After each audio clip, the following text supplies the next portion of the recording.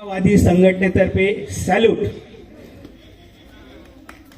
कारण आज ते जे देशासाठी सेवा करतात ते सीमेवर असताना, ते जर सीमेवर नसते तर आज आपण शांतपणे झोपू शकलो नसतो, शांतपणे राहू शकलो नसतो.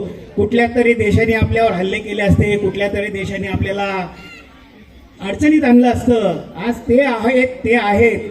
ते जरी सेवापूर्ती कार्यक्रम असेल तरी ते निवृत्त झालेले नाहीये.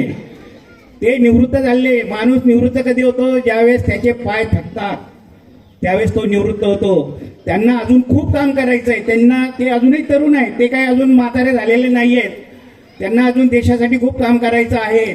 तर त्यांनी इथून पुढे सुद्धा देशासाठी, ग्रामीण भागासाठी चांगली सेवा करो, ही मी मानवतावादी समाजसेवा संघटनेतर्फे शुभेच्छा व्यक्त करतो. आणि ज्यांनी त्यांना साथ दिली त्यांच्या सौभाग्यवती, त्यांचं पण मी धन्यवाद मानतो की त्यांनी 17 वर्ष त्यांना जी साथ दिली, त्यांचं अभिनंदन करतो. धन्यवाद.